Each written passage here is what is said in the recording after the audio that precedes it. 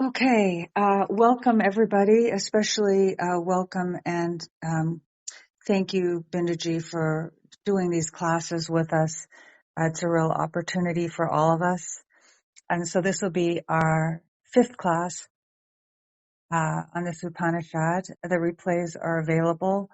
And also they'll be slowly coming online with at the YouTube channel that's listed in Bindo's profile called Advaitic Talks, and there are other classes there also that have never been on Clubhouse. So check those out. We'll have the usual format where there is a PDF above that has all the mantras from Sanskrit clear through to an English translation. We'll turn off hand raising and chat during the actual class and presentation, and then anyone is welcome to come up after that and discuss what was brought forward today.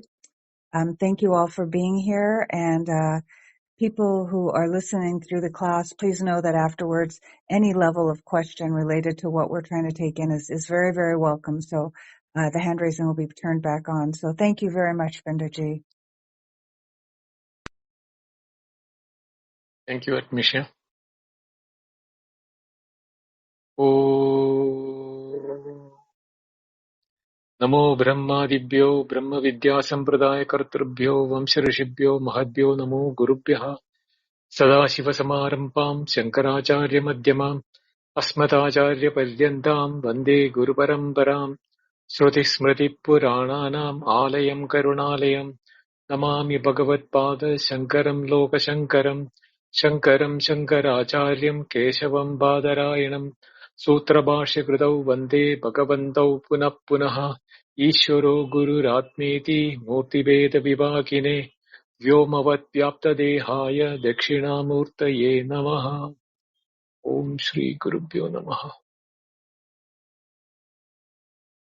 Om Sham No Mitra Sham Varunaha Shanno Bhavatvaryama Shanna Indro Brihaspatihi Shanno Vishnurukramaha Namo Brahmane Namaste Vayo Tvameva Pratyaksham Brahmasi Tvameva Pratyaksham Brahma Vadishyami Ridam Vadishyami Satyam Vadishyami Tanmamavatu Tadvaktaramavatu Avatu Mam Avatu Vaktaram Om Shanti Shanti Shanti Siksham Vyakhyasamaha Varnaswaraha Matrabalam Samasandanaha Ityuktashikshadhyayaha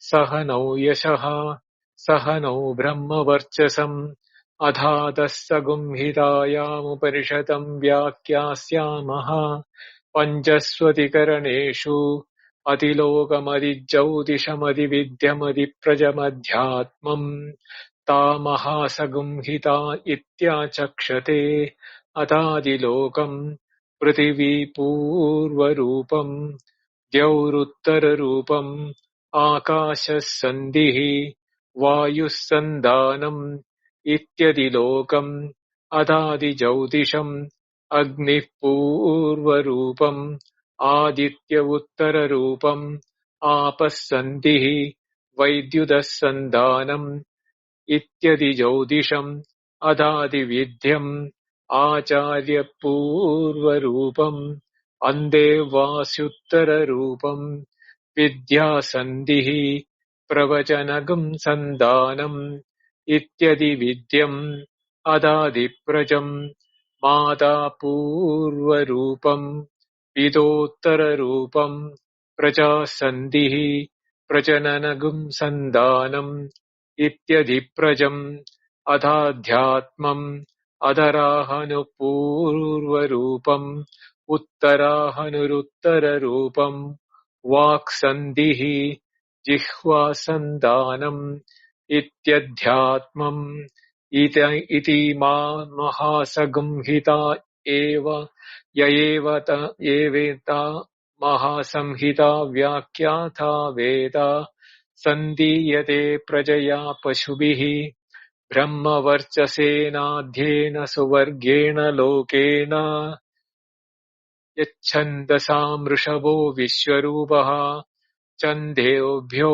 अमृतात् सम्बभूव समेन्द्रो मेधया स्पृणोतु अमृतस्य देवदारुणो भूयासम् शरीरम् मे विचर्षणम् जिह्वा मे मधुमत्तमा कर्णाभ्याम् भूरि विश्रुवम् ब्रह्मणः कोशोऽसि मेधया पिहितः श्रुतम् मे गोपाय आवहन्ति वितन्वाना कुर्वाणा चीरमात्मनः वासागुंसि महमगावश्च अन्नपाने च सर्वदा ततो मे श्रियमावह लोमशाम् पशुभिः स्वाहा स्वाहा आमायन्तु ब्रह्मचारिणः स्वाहा विमायन्तु ब्रह्मचारिणः स्वाहा प्रमायन्तु ब्रह्मचारिणः स्वाहा दमायन्तु ब्रह्मचारिणः स्वाहा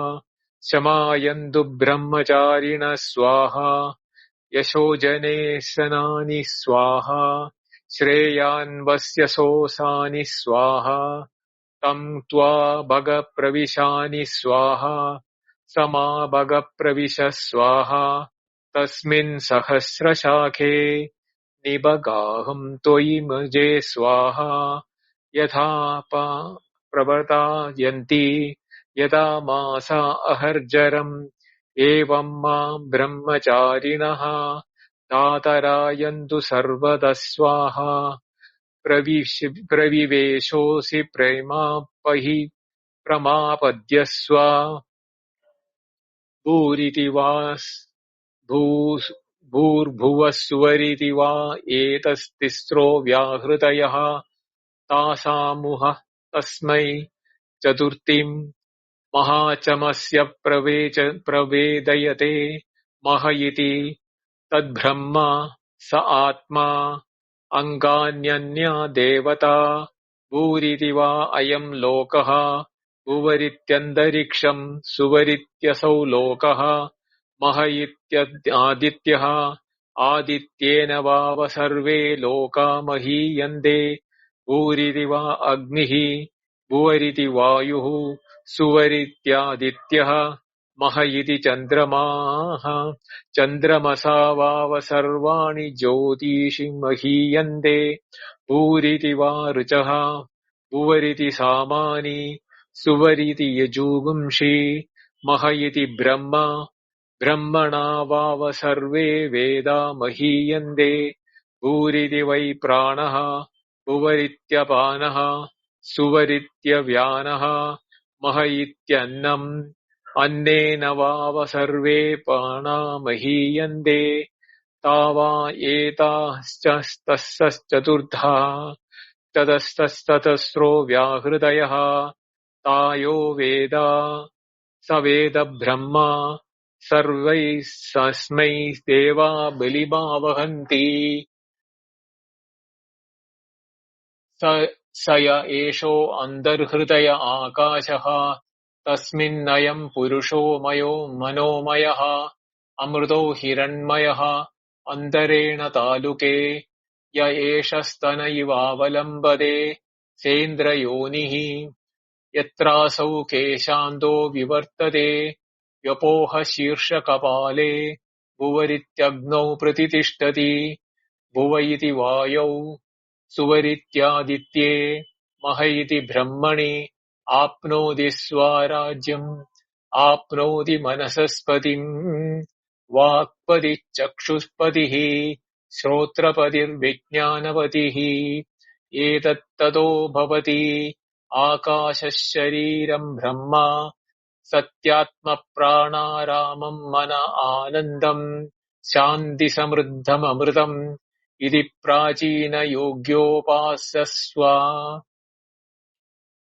Now this is the Anuvak, Saptama Anuvak, seventh one which we are going to start today.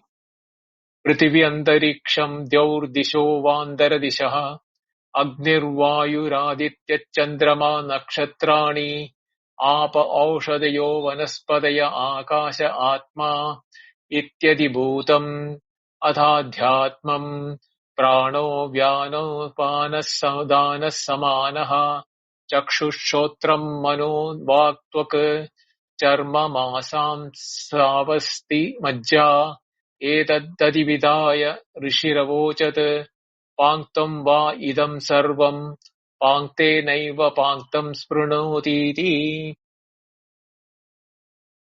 So, in the sixth Anuvak, we knew that meditation using symbols of for the Hiranyagarbha Prapti. Now, in the seventh section, also it teaches meditation through the symbol of Panktas. Panktas are the fivefold sets of objects. There are three groups in the Vyashti, that is in the macrocosm, and corresponding three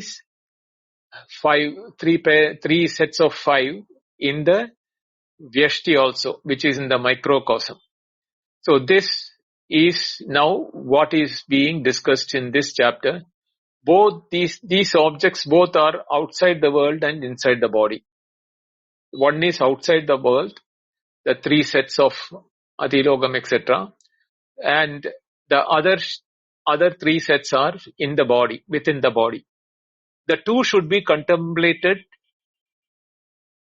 through upasana as identical with each other. This is also an upasana for a middle category of students who need pratika or dependency on a symbol for meditation. They are not able to meditate on the absolute things, or which are not concrete for their mind to grasp.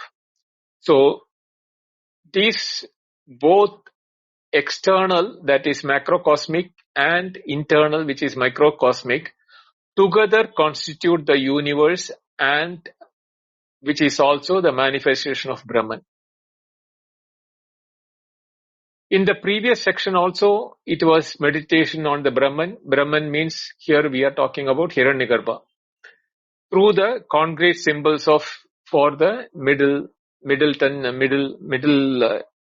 category of students. Prithvi Antariksham. Dyav. So, Prithvi, earth, Antariksham is the interspace. Dyav is the heaven. So, between Prithvi and Dyav is the Antariksham. Then, Disha. There are four main directions: east, west, north, south.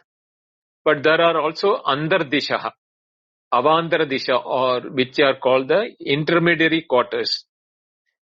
Agni is Vayu, Agni is fire, Vayu is air, Aditya is sun, Chandrama is moon, Nakshatrani are the stars.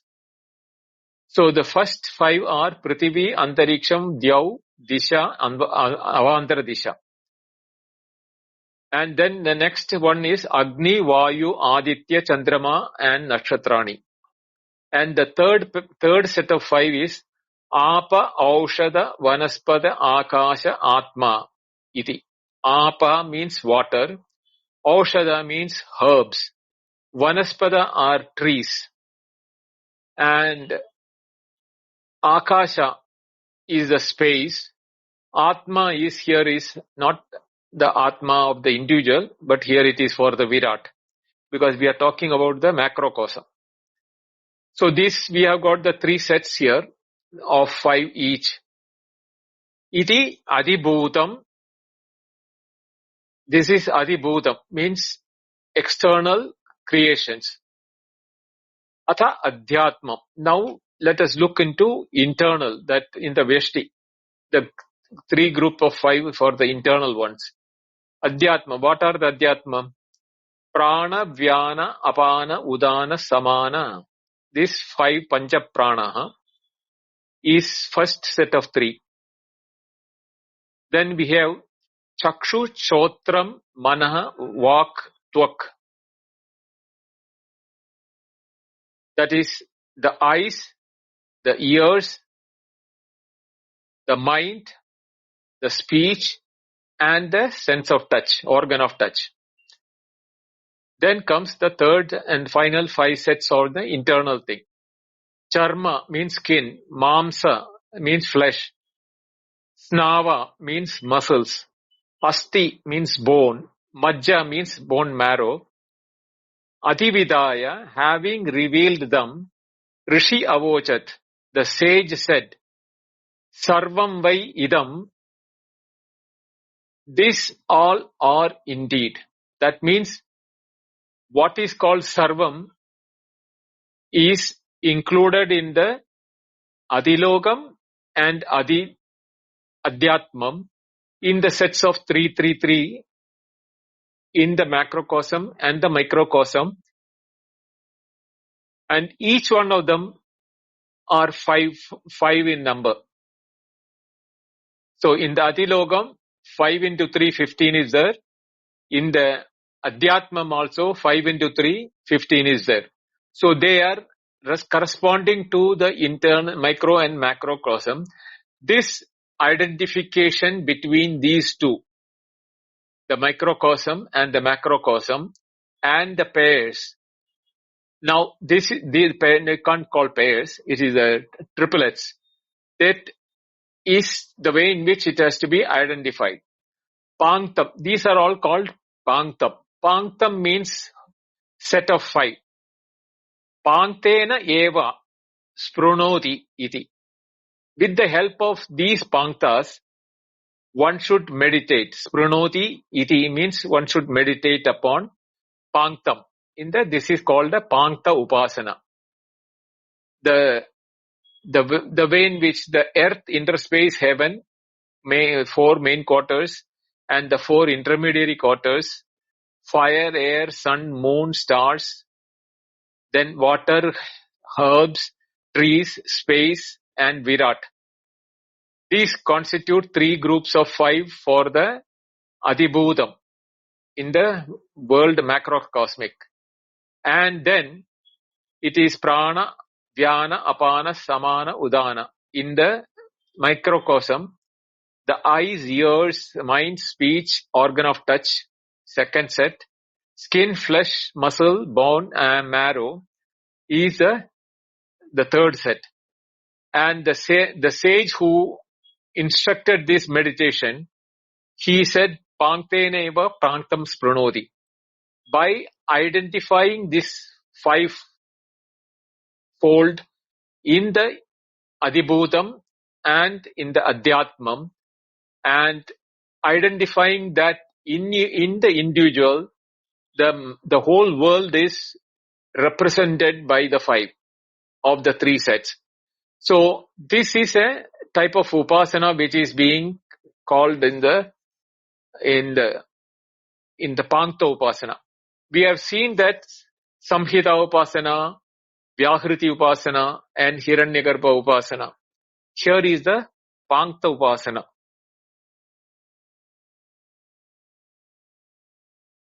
Now, Pangta Upasana, okay, Vyashti and Samashti is what is being identified by the Pangta meditator. So, what happens is that in the Upanishad, we have this macrocosmic Pangtam, means 5 sets. Prithvi, Antariksham, Dhyau, Disha, and Avantara Disha. That is all the first set of 5. It is called Loka Pangtam by Adi Shankara in his commentary.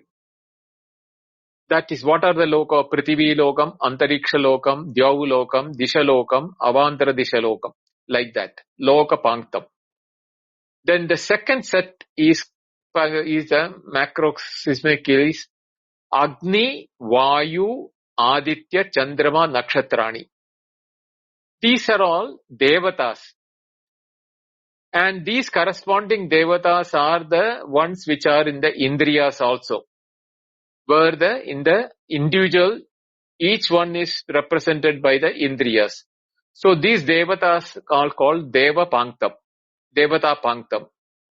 And then we have Apa, Aushada, Vanaspati, Akasha, Atma. Waters. Aushada means herbs. These Aushadas are normally, they give rise to their fruits or produce once and that plant is perished. It is not like trees. A tree will remain and it will season by season it will keep on giving fruits. But what is called an Aushada? Aushada is that one which is cultivated or cultivated and done for the purpose of one yield only. And then from the yield what it is given, the seeds are put again, like the rice, wheat, all of them are Aushada. Aushada means medicinal value. They have got medicinal value. And Vanaspada is the trees where seasonally they become big and every season they yield fruits. Akasha, space. It is there inside and outside. So there is nowhere Akasha cannot be the thing. And Atma is here represented, is representation of Virat. So these are all Bhuta Panktam, means Panchabhutas, for the purpose of, and all the three put together is Adibhutam. That is Loka Panktam, Devata Panktam, Bhuta Panktam, becomes Samashti Pancha, Panktatrayam, Samashti Panktatrayam. Then Adhyatmam, correspondingly one, Prana, Apana, Vyana, Samana, Udana. So, respiratory system, Apana is excretory system, Vyana is a circulatory system, Udana is a reversing system, and Samana is the digestive system. And it is known as Vayu Panchakam because they are all connected with the Prana Vayu. And the second set is equivalent to the Devata Panktam is here Indriyas, the Chakshu, eyes, Shrotram, ears, Manaha, mind, Vak, organ of speech, Tvak is the organ of touch. And this is the Indriya Panktam corresponding to the Devata Panktam in the Samashti. The third group is what is called is the Charman, the skin, Mamsa, the flesh, Snava, the muscles, Asti, bones, and Majja. In the Ayurveda also, these are all called the Dhatus. Any imbalance in the Dhatus, we can be seen its effect on the skin or flesh or muscle or bone or marrow. So when the Dhatus means which is there in the Panktatrayam of the Samashti, which is called Apa, Aushada, Vanaspada, Akasha, Atma. So any one of them becomes imbalanced in the cosmos, macrocosm, and the individual also is not in tune with the macrocosm. The microcosm, when it is non-tuned with the macrocosm, the sickness invades the body. And that is shown in the skin, flesh, muscle, bone, and marrow. And this is how the Ayurveda doctors find out what is the imbalance between these two, and they give the Bhuta Panktam, that is the what are the creation that was as Vanaspati or Aushada, all those things to make the imbalance rectified that. So this is connected with Ayurveda also. Etat Adividaya Rishi Ravochat. The Rishi prescribed these panktas, 6 panktas, sets of 3 for the macro, set of 3 for the micro. Panktena va panktam spranodi. By meditating on this panktam from the panktam in your body, with identifying with the panktam of the samashti on the macrocosm, panktam va idam sarvam. Once you meditate and find the identity between the microcosmic and macrocosmic, you are in tune with Sarvam. That is Panktam Va Idam Sarvam. This set of fives and in the form of six, in the macro three, micro three, that forms the entire creation. So by visualizing this totally, the seeker and attains strength, but both in from the individual point of view, he is in tune with the external world, where he invigorates the internal representation to invigorate the external, the macrocosmic corresponding thing. This is the Pankta Upasana or Pankta Brahma Upasana. Here Brahma is for the Virat, not Hiranyagarbha. The earlier one was for Hiranyagarbha, whereas here it is for the Virat. So the benefit of the Brahma Loka is the Chitta Shuddhi. The Chitta Ekagrata and Chitta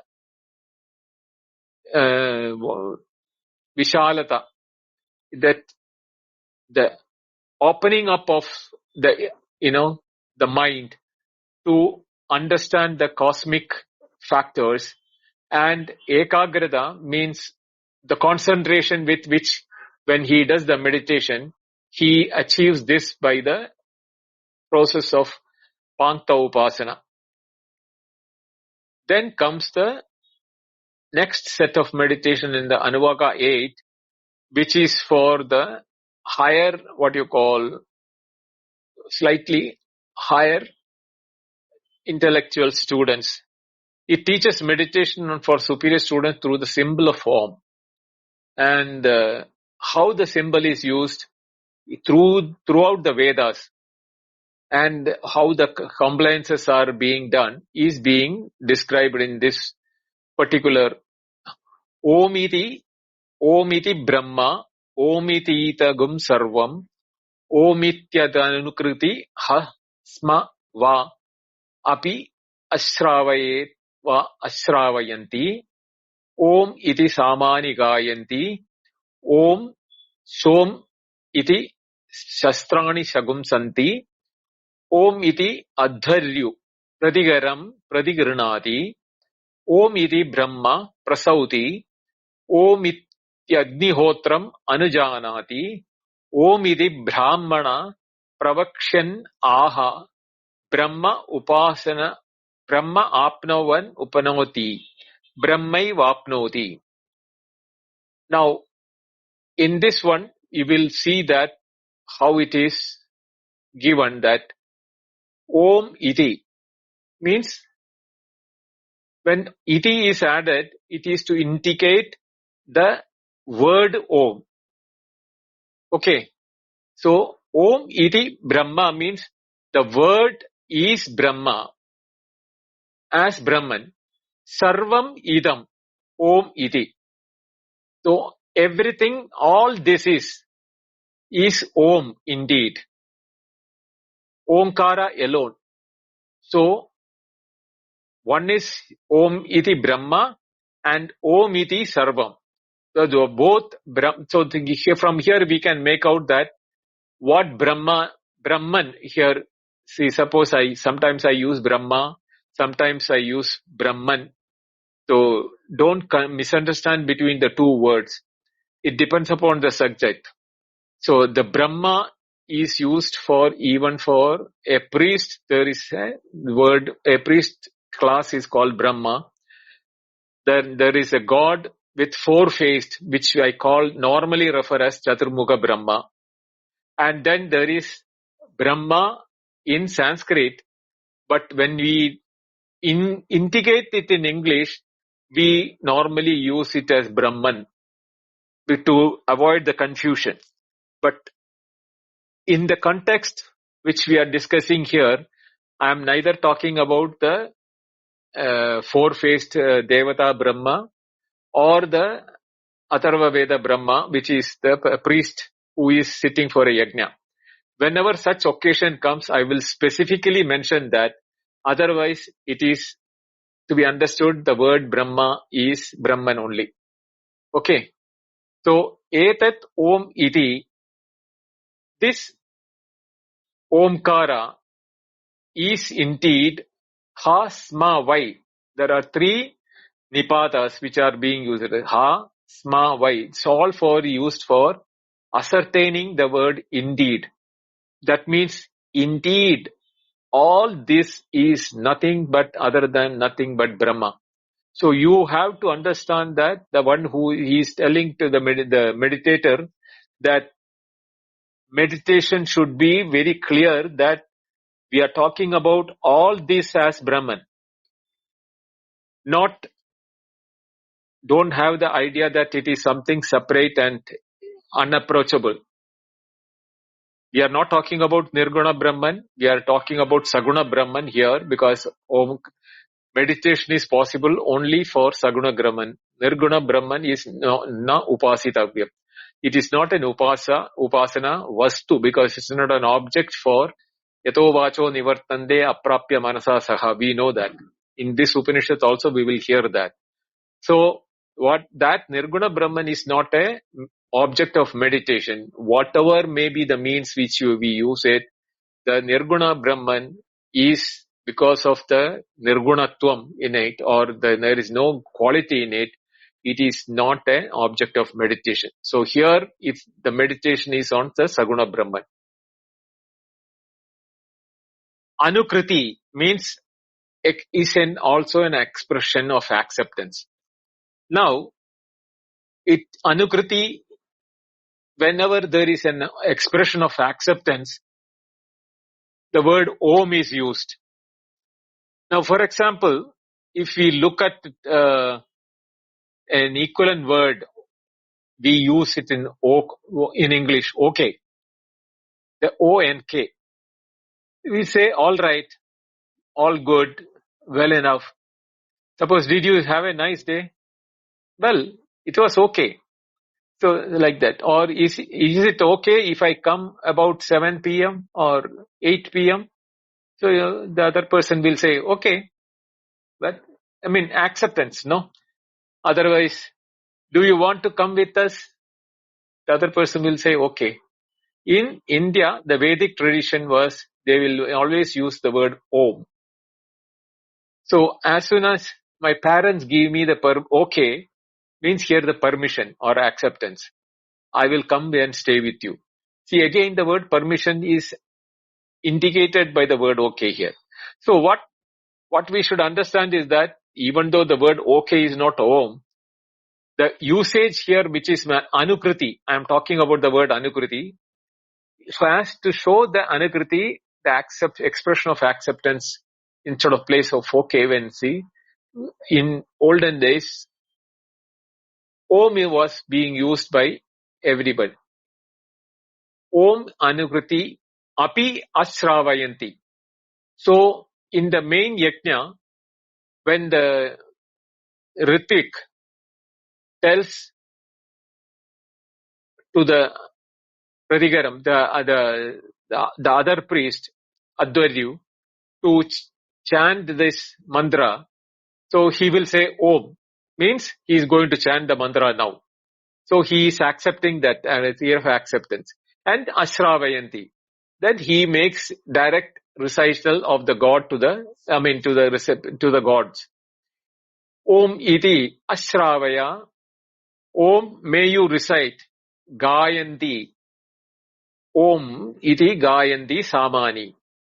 So in the Sama Veda, the Saman, that it is also a name of not only Samaveda priest, it is also a Samaveda priest sitting for the yajna. So he also says that Om before chanting the Samaveda mantras. Om iti Shamsandi. Now, the Rigveda mantra, when it is not with the intonation, if it is not chanted as a simple sentence, it is called Shamsa. And that when it is being chanted, it is called Shamsanti. So, Shastrani, it is called Shastra, and one who chants, it is called Shamsandi. Shastrani Shamsandi means the one Rigveda priest chants the mantra without the notations for higher note, lower note, etc. Iti. Om Shom iti Adhiryu Pradigranati. Om again. Om Shom. This Adharyu is a Yajurveda priest. Yajurveda priest, before chanting, he will say Om Shom. So the Samagaya priest says Om and stands the Samagayana. Just the Rigveda priest chants the Rigveda mantra Om, and then his chanting is called Shamsandi. In the Adharyu, who is a Yajurveda priest, he starts with Om Shom and then stands the Yajurveda mantras. Pradigranadi expresses Pradigaram, permission through chant uttering the Omkara. Then calls Brahma Prasaudi.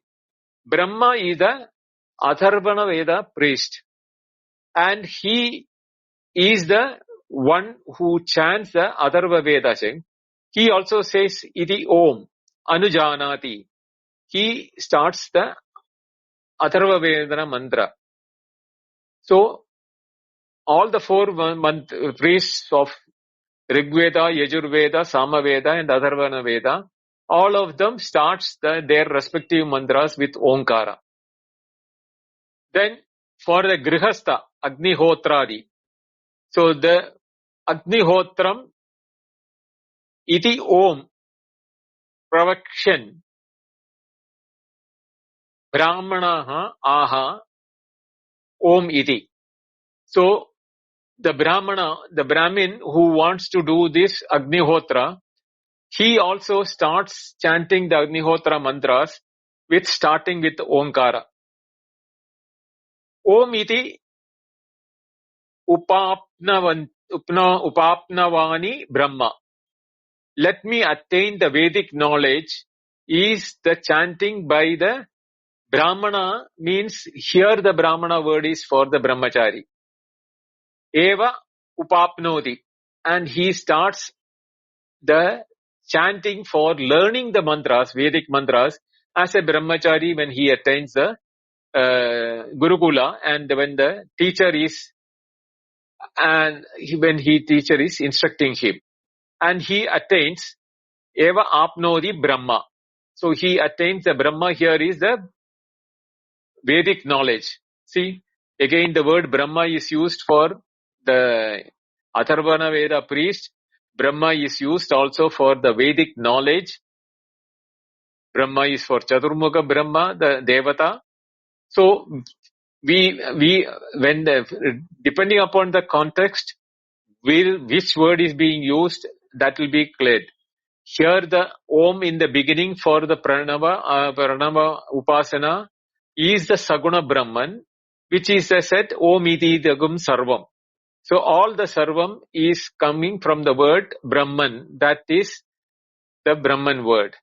Then the Brahma word is used for the Atharvana priest, who is one of the priests sitting for the Yajna, along with the Yajurveda, Rigveda and Samaveda priests. Then the Grihastha or the householder, when he starts Agnihotram, he also starts with Om. And the Brahmachari, when he starts learning the Veda, he is also chanting it with Om iti Upapnodi.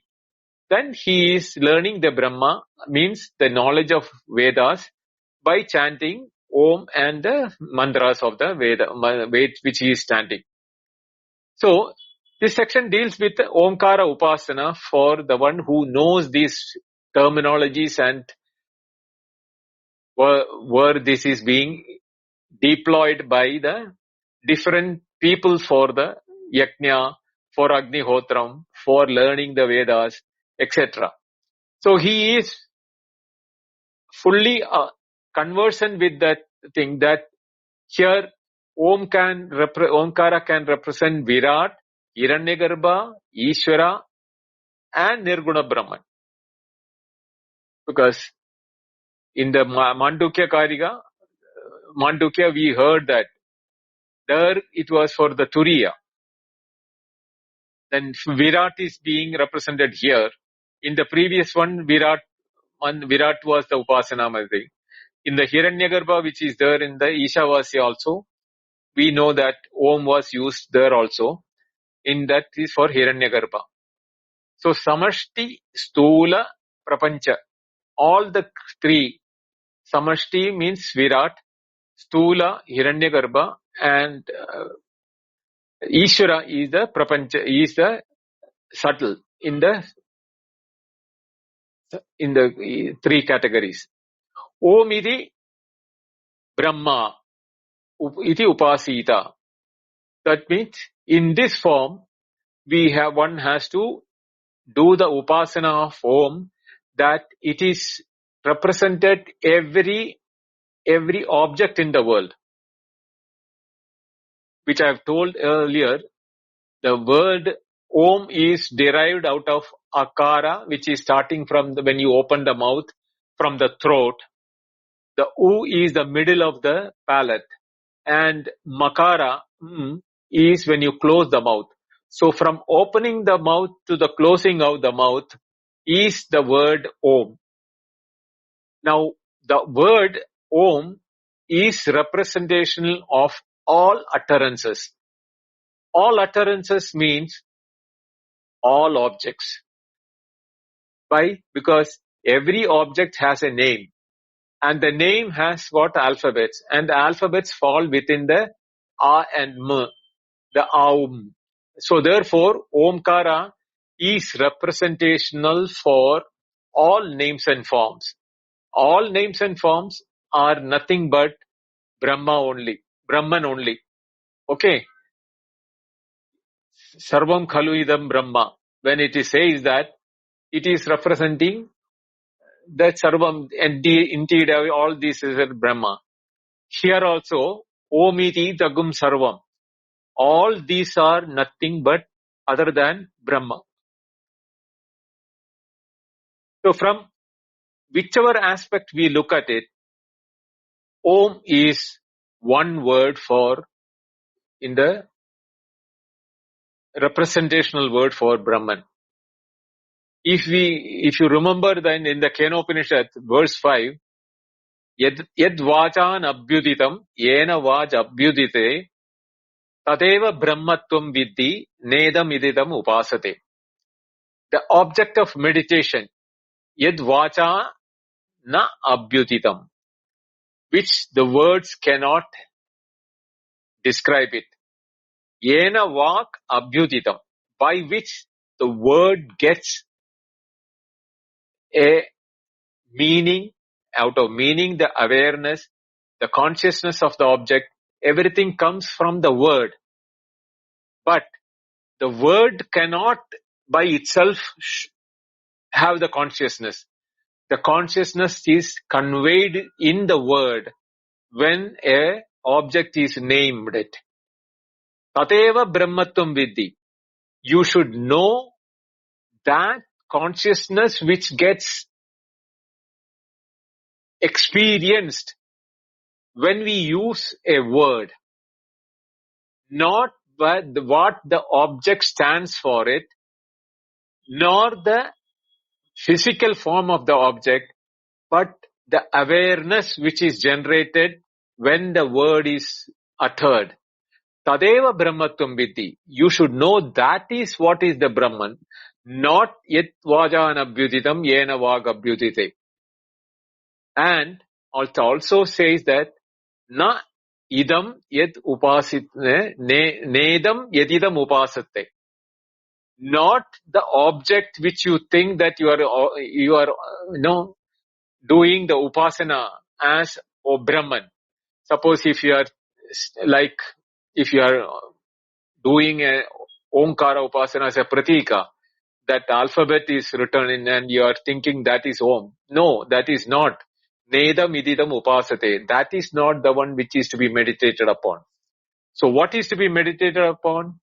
Yet vajan abhyuditam, yena vak abhyudite, Tadeva brahmatvam viddhi nedam ididam upaste. So it is not the word nor the object standing for the word, but the awareness which is happening when a word is heard. That awareness is Brahma, is because that is the consciousness in the object, in the subject, and even in the word, in the sound. The sound also has got the awareness in it. So that is how the meditation has to be done in the Om Iti. Om Iti Sarvam. So everything you can meditate upon, thinking that this, any word which is thing, Om is representing all the alphabets, and all alphabets put together, all the words are nothing but alphabets, and words are indicative of objects, whether they are internal objects or external objects. There is no other word one word which can express the entire objects of the world. Any other word will be specific. Suppose if I say chair or table or cow or bird, they are all specific. But if I want to use one word for the entire nomenclatures of everything in the world, the only word which we can think about is Om. And that is given to the word Brahma, because Brahma indeed, Brahman is indeed everything in the world. Right from the creator to the speck of creation, everything is that. So Saguna Brahman onwards to the speck of creation is everything is that Brahman only. And that Brahman is indicated, one word which we can use to indicate that is Om. So this is the way in which the meditation on Brahman has to be conducted. Now, there is one thing which we have to note, that is the four Vedic priests also, when they are using Om, we have heard this before in one of the previous Anuvak, in the fourth Anuvak, were chanting an Om in the beginning of a Veda and ending of the Veda. So the word Om, when it is uttered by the Hota, when the Rigveda priest, he is representing the entire Rigveda mantras. Same way the Advaryu, which is the Yajurveda priest, when he says Om, he says the entire Atharva Veda. Udgada is the Samaveda priest, is known as Udgada. And Udgada, when it is Udgadra, is the word which is used in the Sanskrit. Udgadra, when he chants Om, the entire Samaveda is being represented. And Brahma is the name for the Atharvana Veda priest. And that when he says Om, the entire Atharvana Veda has been represented.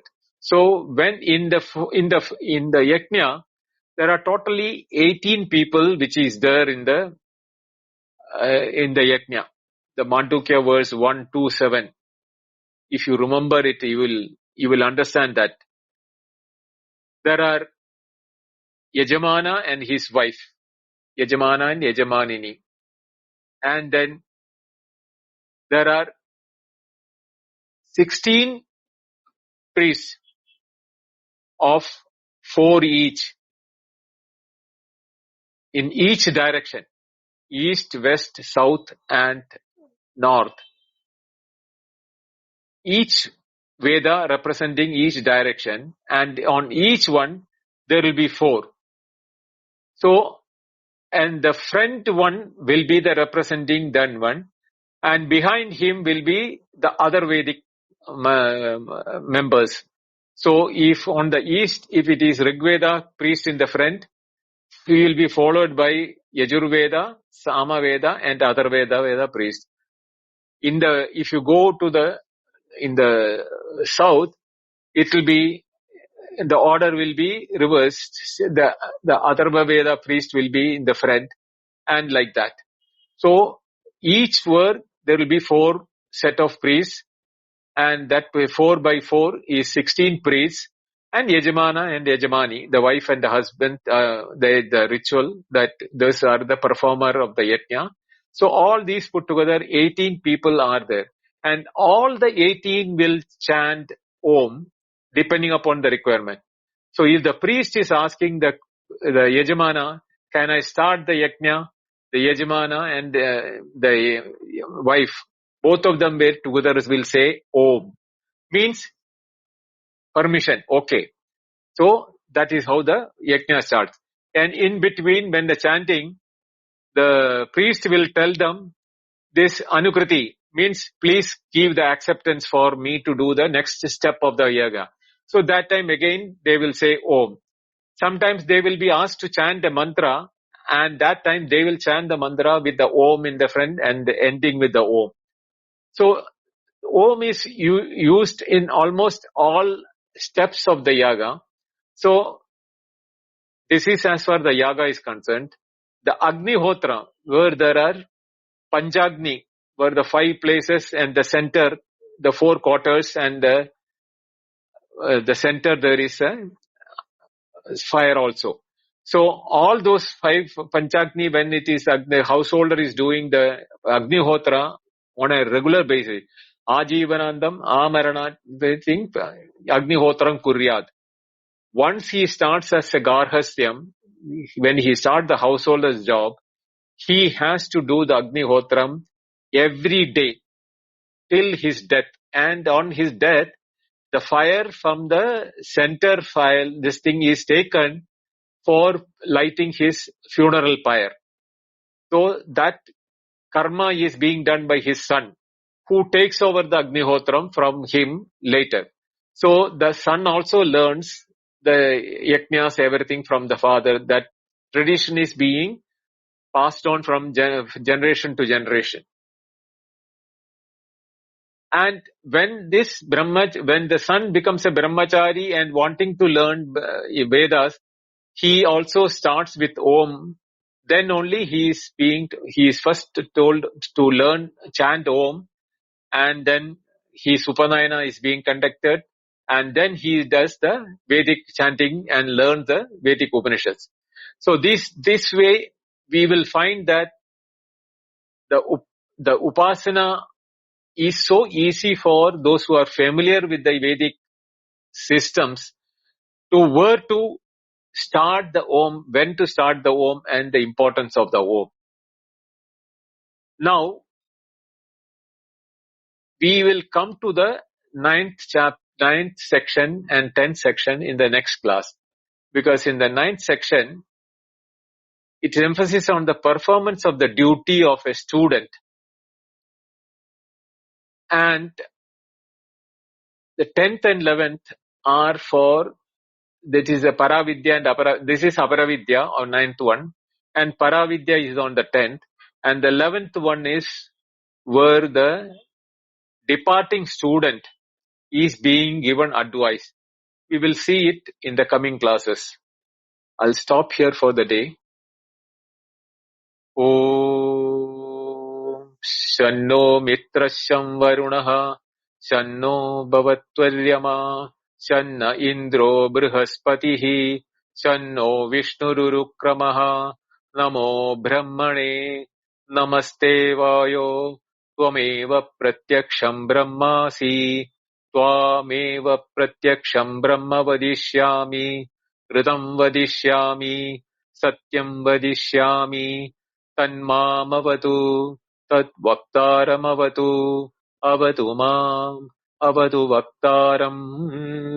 Om Shanti Shanti Shanti. Om Purnamada Purnamidam Purnat Purnamudachyate Purnasya Purnamadaya पूर्णमेवावशिष्यते. Om Shanti Shanti Shantihi. Harihi Om. Shri Gurubhyo Namaha. Harihi Om. Thank you. Dhanyawad. Thank you so much, Binduji, for the class, and thank you for everyone who's here and participating. And welcome also, Prasad. Glad you could join at this point. This was our 5th class on the Taitareeya, and the replays are available for people to catch up. For those of you who are new or who came in late, the usual format is Wednesday and Friday at 8:30 p.m. IST for class. In a moment, I'll open up the hand raising and the chat, and we'll have a Q&A with your questions and doubts and so forth on today's class to discuss those with Binduji.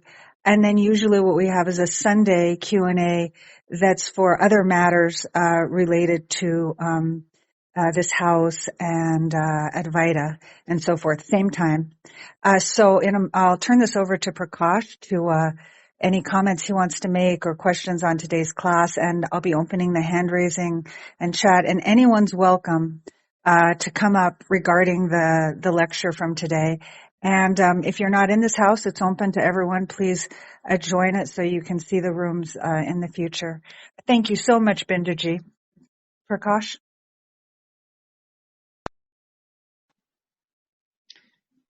Yes, thank you, Artemisia. Pranam Binduji, thank you very much for such a deep Pranam. Such a deep insight into the 7th and the 8th Anuvak. I have to listen to this replay for a few times because there's a lot of, like you say, there's a lot of parts to it, but it's all, to bring the attention, to gather the attention, like ekagrata, that I was able to grasp very clearly. And then in the 8th, there is a further integration through Om to such, and the contextualization through the Vedic hymns and the process by which it is done. It is so beautifully elaborated. I don't have any specific question, but I want to know more about the 5 prana, apana, udana, the 5 aspects of breath. Would, in the upasaka, for the student, can they use any one of these to integrate and start assimilating this? How does it work in terms of how the students assimilate this into their meditation? That's my question. See, here the Pancha Prana, Prana, Apana, Samana, Vyana, Udana are being taken only as one of the 5, one of the triplets of the individual aspect. Now, the corresponding aspect of the macrocosm is what is given as, Prithvi, Antariksham, Vayu, Avantariksham. That 5 are corresponding to these 5 pranas which is mentioned here. It is only for upasana purpose. But if you want to know what is the 5 pranas role in the individual, we have done this in one of the Upanishads earlier, if you remember it, where each one has been very clearly this mentioned about. I think it is Prashna Upanishad, where it was very clearly given, what are the role in that. So by a person who has studied that, in that here it is easy for him to correlate that the prana, Mukhya prana, is the one which is based on which the heavens are being represented. Then the apana is represented by the earth. Then there is vyana, which is spread throughout the body, which is spreading circulatory system, enter through the body, entire body. That is corresponding to the space between the heaven and the earth. And then there is samana, which is, in the center region of the abdominal region, which but operates, but also reaches to every place through the blood vessels. So that is the avantara dishas, or intermediary spaces or directions. And udana is the one which lifts him from this body to the heavens at the time of departure through the skull. So he is able to identify the placement of the lokas and this pranapana in the body. So it is easy for him to meditate upon that, how the role is being played by these both from the macrocosmic level and the microcosmic level.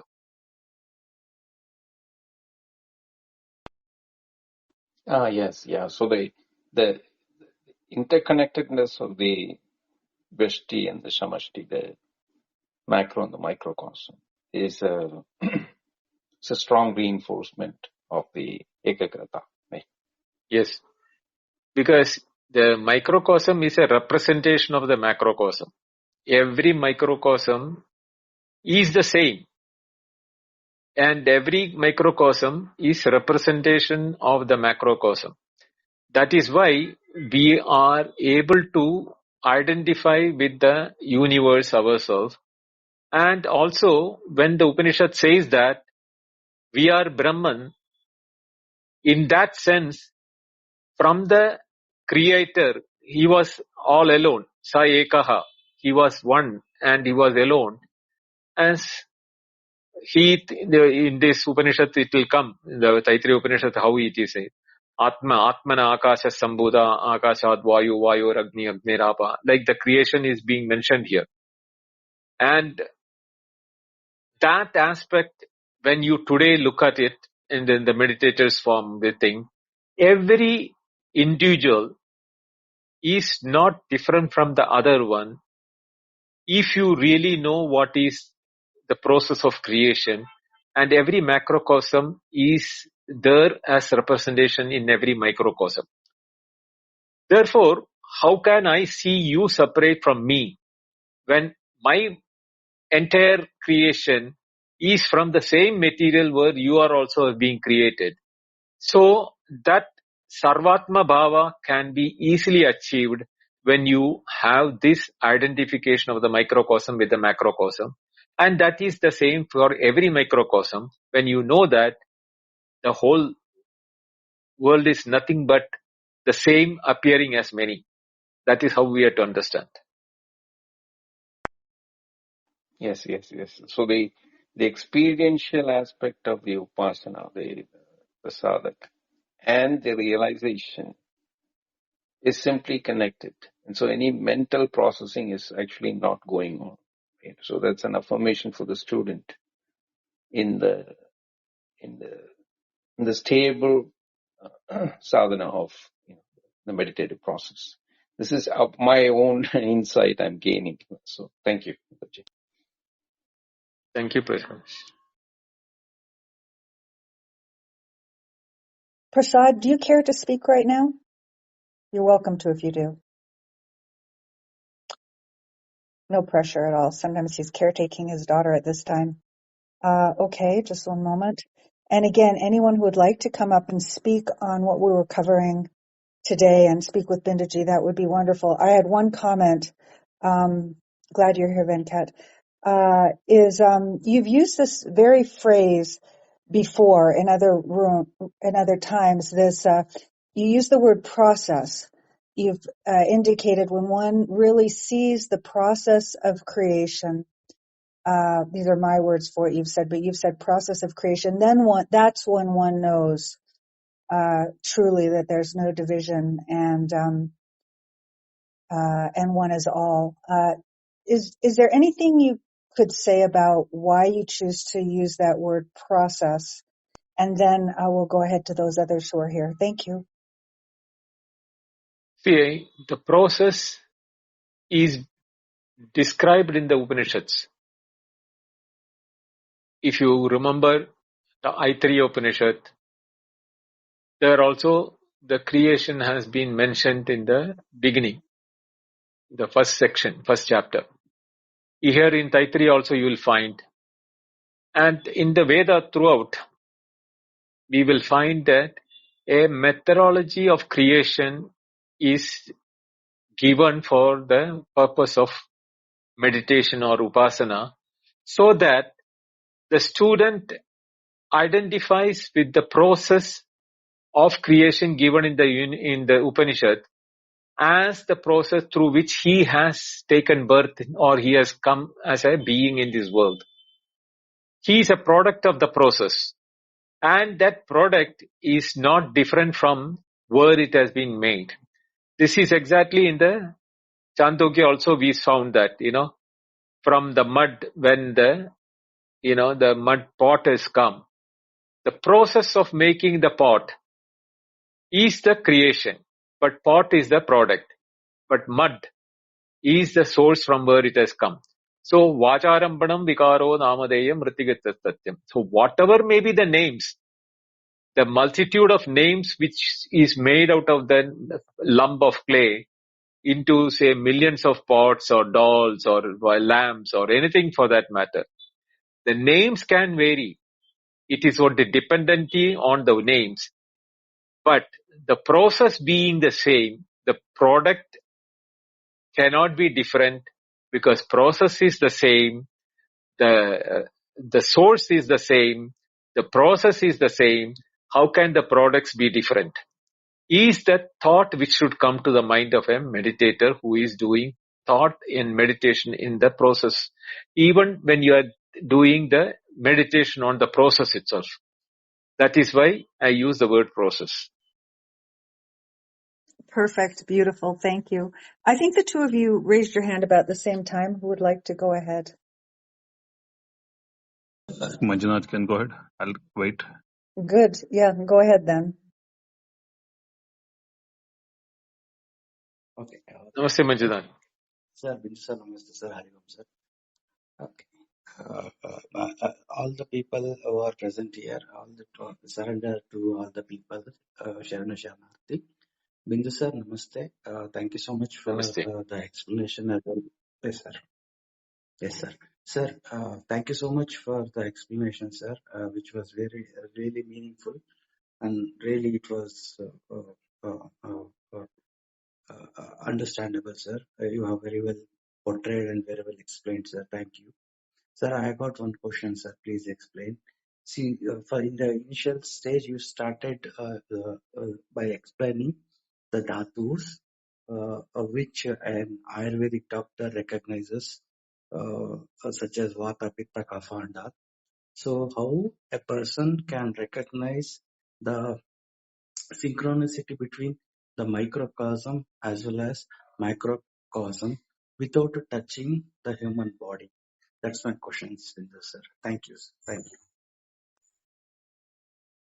See, that is why in that I am not an expert in Ayurveda, but from whatever I have interaction with doctors for my own treatment and my parents' treatment during their time, I had seen this. They observe the human body, whether touching means not the nadi alone. They look at the skin tone, the skin color, what is this thing. There will be difference in the, joints. The color changes in the joints means there is some sort of a illness which is being shown by the skin. And sometimes, the lower eyelid becomes very darkish in nature, and that indicates certain problems for the health. So basically, these symptoms on the skin, the whiteness of the eye, and the anemic nature of the body, all these things are indicative of the imbalance with the nature. And what Ayurveda says is that these two, Aushadha Vanaspati, these are the two things which gives us all the nutrition which is required. No tablets. The tablets are only concentrated medicine of the same which is found in nature by, say, in the form of calcium, phosphorus, magnesium, zinc, or vitamin B, 12, C, whatever may be that, all those things, iron, zinc, all those things are available in the nature as in the fruits and vegetables and grains, millets, etc. So when we are in tune with the nature's food, the processing sometimes removes some of the good material which is there in the vegetable or in the grains, and we feel we'll run short of that in our body, and that appears in the form of a disease in the body. This is how the Ayurvedic doctors are able to identify what is the problem, and they will also ask and test, or sometimes even may physically see and check the excreta or the urine to see what are being thrown out by the body. They can make out the differences. So based on this, they know what is the lack in the body, and based on that, they make the patient take whatever is required in the form of either lehya, kashaya, or arishta. These are the ways in which they make it. And by the way, how is your health now? Arvind sir, thank you so much, sir. It felt very so soothing of your explanations. Bindu sir, thank you so much for considering me and recognizing as yes, you are aware of my injury, Bindu sir. Bindu sir, you last time you said like I still remember, sir. First of all, thank you, sir. Sir, you said like in this difficult situation, in this sort of suffering, only two things will help you. Oh, that is being patient and being positive. And you also discussed about your own sort of health also, sir. Hope you are also doing great, sir. Thank you so much, sir. Yes, coming to my health system, sir. Bindu sir, again, thanks to you, sir, from your conceptualizations and external outsourcing of reading and inputting the manifestations and applying into the body. Bindu sir, I would like to really dedicate or surrender this healing system to the entire universe. Yes, there is a possibility that from the manifestation we can really change, we can really bend the laws of physics as well as the laws of medicines, whatever the laws which has been found out by the humans after the by Upanishads and all. It can be reversed based on the consciousness as well as the consciousness manifestation by being the positive and yes, by having the patience, the shanti in the chitta. Yes, yes, Bindu sir. Yes, Bindu sir. That's the truth of the life. Thank you so much, sir. It's good, sir. Almost something is happening from the manifestation, sir. Thank you, sir. Thank you. Thank you, Manjunath. I'm happy to hear that you are getting better and you are in the right track. May God be always with you and be the source within you. See the source within you, and as you said, manifest the God in you. You will be all right. Take care of yourself. Very Thank well. you, sir. Thank you, sir. Thank you. You too, sir. Thank you. I wanted to add to that, Manjunath, and I apologize. Oh, is he in the audience, I hope? And yes, you are in the audience, so you could hear me. I also, and probably others, remember when you've spoken with Binduji and talked about the difficulties and challenges you've gone through. And I was really glad you kept the same profile picture.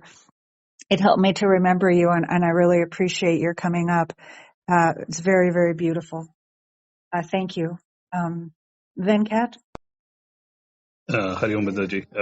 This is sort of opening Hari Om. broader dimensions here, Vidyaji. So this is one group I'm trying to get my interpretation. If that or a question, you can take it that way. The Pankta, the seventh Anuvaka, the Loka Pankta, and Devata Pankta, and Bhuta Pankta, right? The three sets that mostly talk about the macrocosm, and the Vayu Pankta, that and the Indriya Pankta and Dhatu Pankta. These are talking about, I think, towards microcosm. So between these two, I think there is one closure in a mantra, Panktana iva Panktagam Sprunoti. Is this connecting everything, Binoji? Is that, it is treating everything, on as one or a whole that completes it, it complete itself. What is getting conveyed here? So that is my first question, Binoji. And the second deduction is Samhita eventually explaining that integration? Because it is, it is laying out those panktas and may not exactly integrating and letting us know how all these are coming together. That makes it, a manifested Brahman. What is that? What is that integration getting conveyed? One, and we need to go back to that Samhita to see that integration in work. That functional part of it. How does this come together, Binduji? Pankteneva panktam spranoti. That means that by panktas, which are there as 6 of them, 3 in the macro, 3 in the micro. So pankteneva, by meditating on the panktas, panktam spranoti means the word means is realized, the word. So through the 5 of the microcosm, and when you identify that as a microcosm available in the macrocosm, that identification is the one which is what is being revealed in the form of what you call identity with the Virat. Here it's a Virat Upasana. The earlier one was a Hiranyagarbha Upasana. Here it is a Virat Upasana. So the Atma is a Virat here.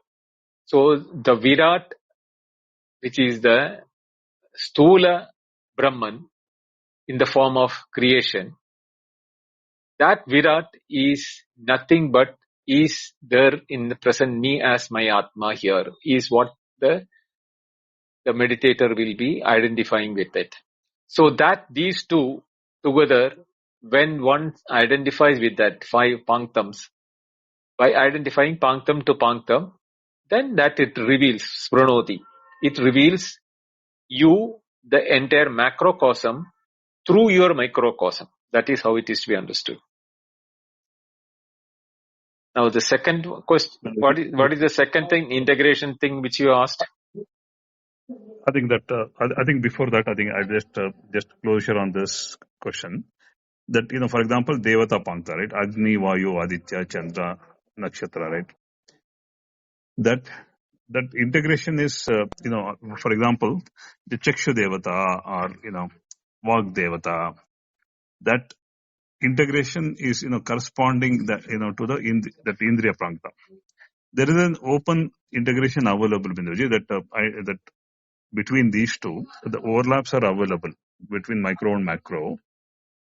Is that the way to go? That is the way to go. Okay. Because Agni Devata is in the macrocosm, and the organ of speech is considered the seat of Agni Devata. Like that, you have to connect each of the organ with the corresponding Devata. Got it, Binduji.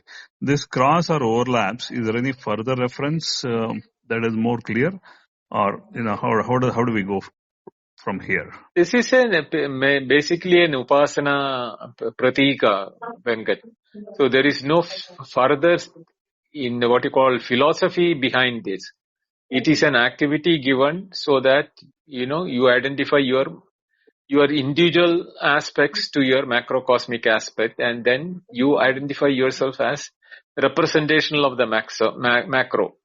So that you feel that Sarvatma Bhava within yourself. Got it, Binduji. I think that is well laid out. Then I don't need to go to my second question, which is Samhita. The Samhita is further integration.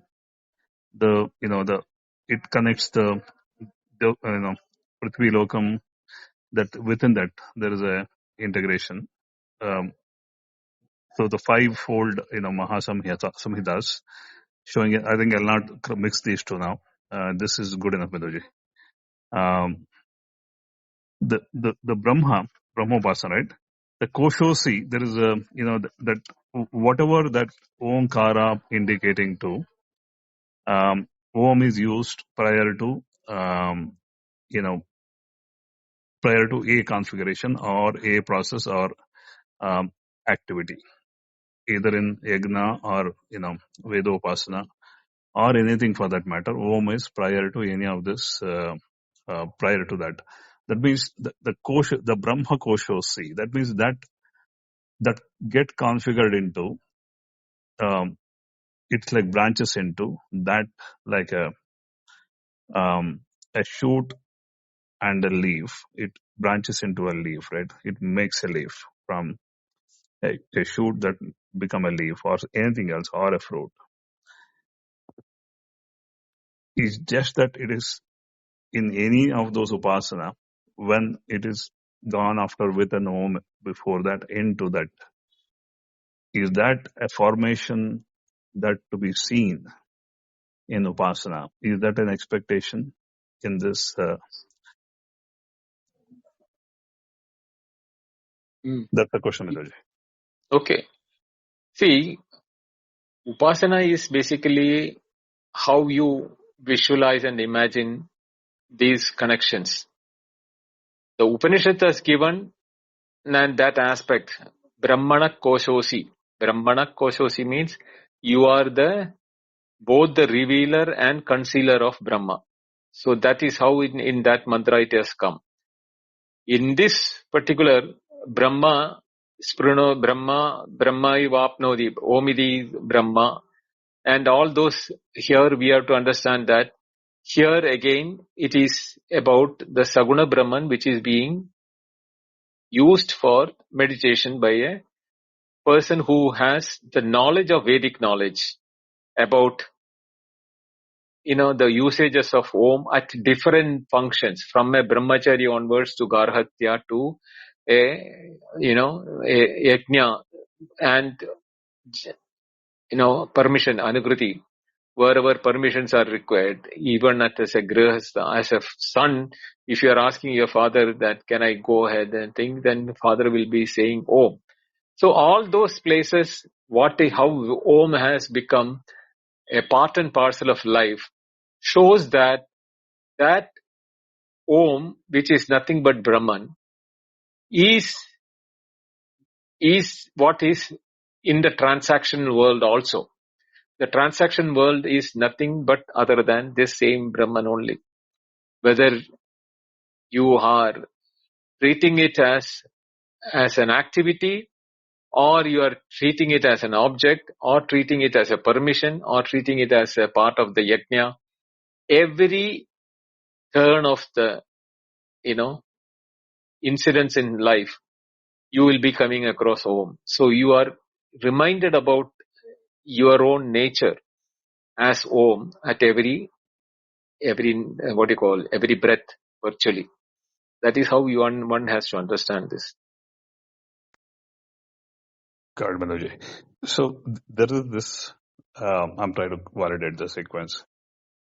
Is a dharana followed by dhyana? Is dharana for which the Om facilitate dharana towards dhyana? Is that the sequence? Because the dharana was taken earlier in the prior, anuvakas. Is a dharana dhyana is a sequence, or a dharana upasana is a sequence?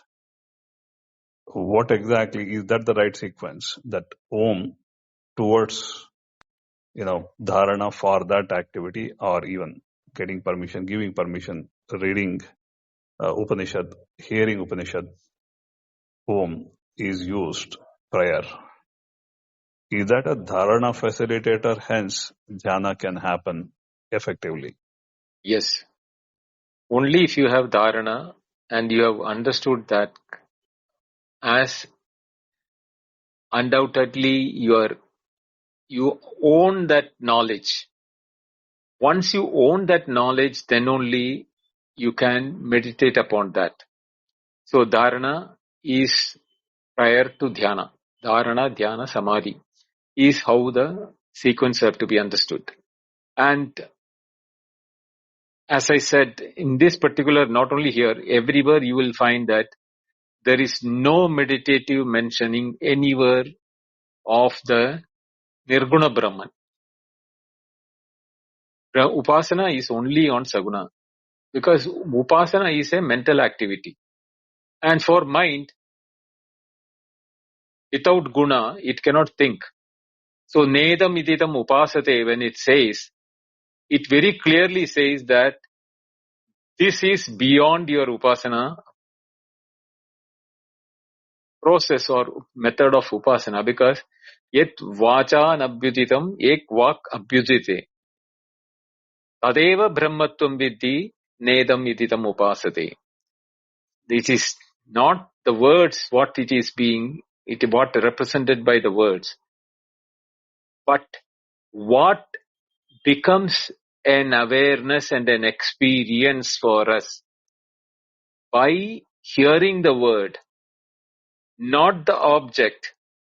By hearing the word, there is an experience happening on this. That is what the Shabda Jnanam, not the Shabda Jnanam, Shabdam. That is why that word has got very important is that when we hear things, we are not only hearing, there is an awareness which is kindled in our being, with which a knowledge is developed in us. That knowledge is nothing but awareness. But it is not the knowledge as a word, nor knowledge as an object. Because the word is for the object is external to you.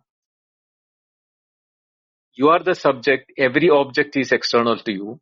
And every object external has got a name. And that name, when it is being heard, there is an awareness which is happening inside you.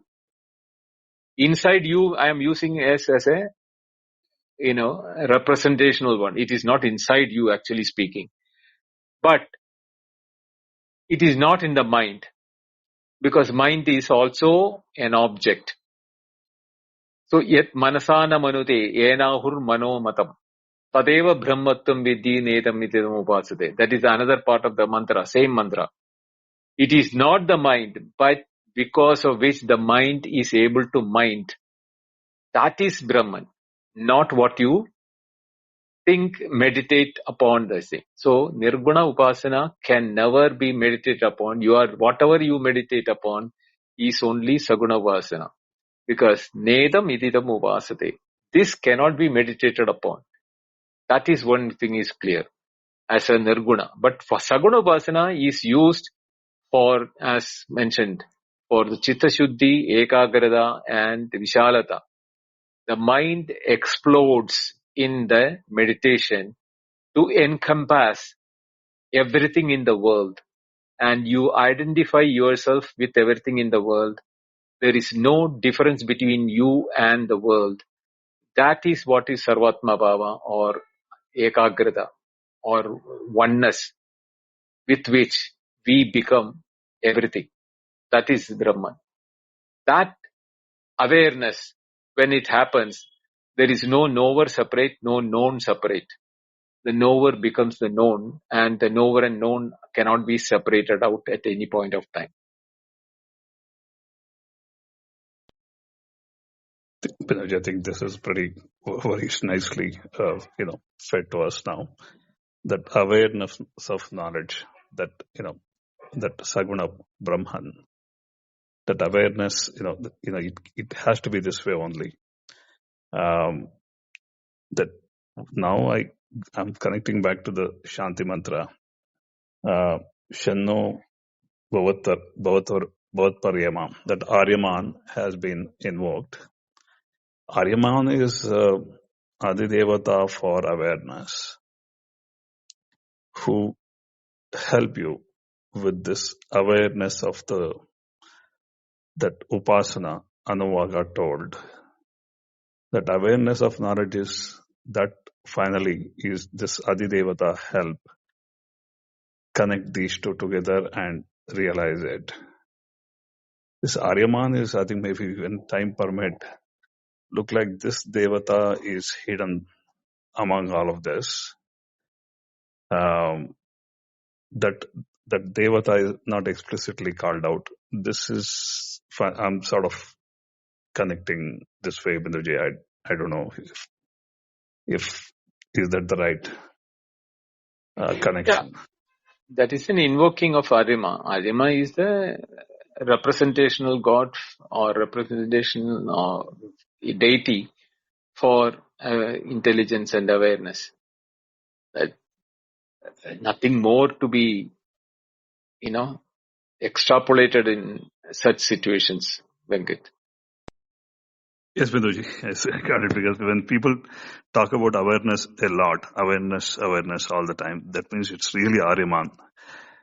And that the broader, that awareness of knowledge itself that was assimilated, he's just facilitating it to make it happen. I'll leave it at this, Binduji. Yeah, the problem is that we can never be aware of awareness. We are awareness.